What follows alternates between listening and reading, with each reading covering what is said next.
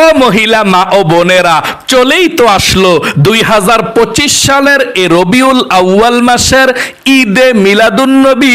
এই সেপ্টেম্বর মাসের 6 তারিখ আগামী শনিবারে আপনারা এই ঈদে মিলাদুন্নবীর নবীজির জন্মের দিনের রোজা কিভাবে রাখবেন, নিয়ত কিভাবে করবেন এবং রোজা রেখে নামাজ কিভাবে পড়বেন এবং কোন জিকিরগুলো আপনারা এই ঈদে মিলাদুন্নবীর দিনে পাঠ করবেন, সম্পূর্ণ নিয়ম কানুনটাই আপনাদেরকে বলে দেব ইনশাআল্লাহ। প্রিয় দিনী মহিলা মা বোনেরা, ভাই বোনেরা, শুনুন, বৎসরের মধ্যে একটিবার আসে ঈদে মিলাদুন্নবী, অর্থাৎ নবী করিম সাল্লাল্লাহু আলাইহি ওয়াসাল্লামের জন্মের দিন।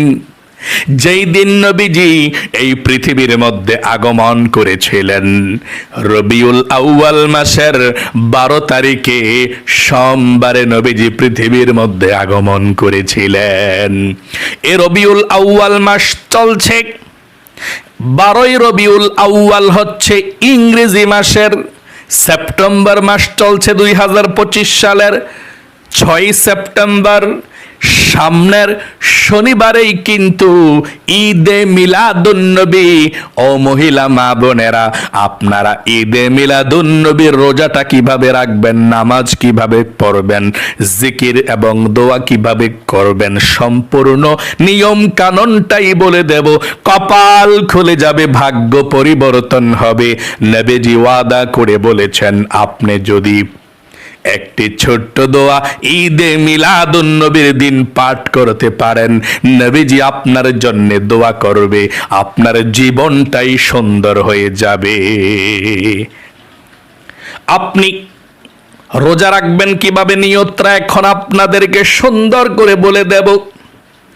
আপনারা রোজা রাখার নিয়তটা আপনি স্বাভাবিকভাবে সুন্দরভাবে করবেন ইনশাআল্লাহ। কোন দিন রোজা রাখবেন? সামনের এই যে সেপ্টেম্বর মাস চলছে 6 তারিখে শনিবারে, তাহলে সামনের শুক্রবার ভোর রাত্রে আপনারা সাহারি খাবেন। সামনের শুক্রবার ভোর রাত্রে সাহারি খাবেন। 5 তারিখ সেপ্টেম্বর মাসের মানে সারাদিন যখন অতিবাহিত হয়ে যাবে, রাত যখন চলে আসবে, শুক্রবার দিন যখন চলে যাবে, শুক্রবার রাত যখন আসবে, এই ভোর রাত্রে আপনারা সাহরি খেয়ে শনিবারে ঈদে মিলাদুন্নবীর রোজা রাখবেন। নিয়তরা কিভাবে করবেন শুনুন।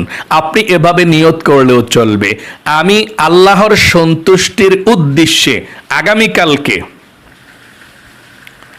রবিউল আউয়াল মাসের নফল রোজা রাখব, অথবা আমি আল্লাহর সন্তুষ্টির উদ্দেশ্যে আগামীকালকে ঈদে মিলাদুন্নবীর নফল রোজা রাখব।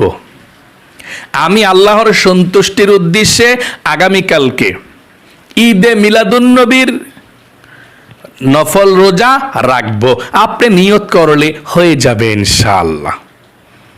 আপনি নফল রোজা বললেও হয়ে যাবে, বা ঈদে মিলাদুন্নবীর উপলক্ষে নফল রোজা রাখবো বললেও হয়ে যাবে, আপনি ঈদে মিলাদুন্নবীর নফল রোজা রাখবো বললেও হয়ে যাবে, কোনো সমস্যা নেই। আপনি একটা বললেই হয়ে যাবে। আবারও বলছি, আপনি যদি এটাও বলেন ঈদে মিলাদুন্নবীর রোজা রাখলে আমি আল্লাহর সন্তুষ্টির উদ্দেশ্যে আগামীকালকে রবিউল আউয়াল মাসের নফল রোজা রাখবো, এটা বললেও হয়ে যাবে ইনশাআল্লাহ। তাহলে আপনি শনিবার সারাদিন রোজা রাখবেন এবং শনিবারে আপনি কোন কোন আমলগুলো করবেন সেটা শুনুন। রোজা রেখে আপনি দোয়া কবুল হবে, মনের আশা পূরণ হবে। ঈদে মিলাদুন্নবী উপলক্ষে নফল নামাজ পড়বেন। নফল নামাজ আপনার কোনো বাধ্যবাধকতা নাই যে এত রাকাত পড়তে হবে। আপনার যত রাকাত মন চায় আপনি তত রাকাত পড়বেন, কোনো সমস্যা নেই। আচ্ছা, এই নফল নামাজের নিয়তটা কিভাবে করবেন শুনুন। এভাবে করবেন, আমি কিবলামুখী হয়ে 2 রাকাত ঈদে মিলাদুন্নবীর উপলক্ষে নফল নামাজ আদায় করছি। আল্লাহু আকবার।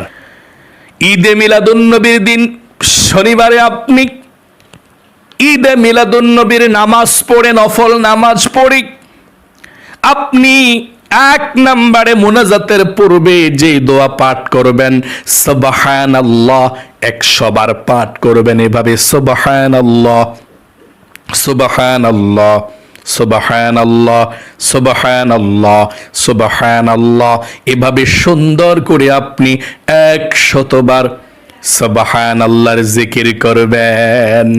2 নম্বরে আলহামদুলিল্লাহ আলহামদুলিল্লাহ আলহামদুলিল্লাহ, আপনি এভাবে 100 বার পর্যন্ত আলহামদুলিল্লাহর জিকির করবেন। আল্লাহু আকবার আল্লাহু আকবার আল্লাহু আকবার 100 বার পাঠ করবেন। 4 নম্বরে লা ইলাহা ইল্লাল্লাহ লা ইলাহা ইল্লাল্লাহ লা ইলাহা ইল্লাল্লাহ, এভাবে 100 বার পাঠ করবেন। নম্বরে আপনি জীবনের সমস্ত গুনাহগুলো ক্ষমা হওয়ার জন্য ইস্তিগফার পাঠ করবেন। ইস্তিগফার পাঠ করবেন 100 বার। আস্তাগফিরুল্লাহ আস্তাগফিরুল্লাহ আস্তাগফিরুল্লাহ, আল্লাহ জীবনের সমস্ত গুনাহগুলো ক্ষমা করে দিবে। 6 নম্বরে আপনি পাঠ করবেন সাল্লাল্লাহু আলাইহি ওয়াসাল্লাম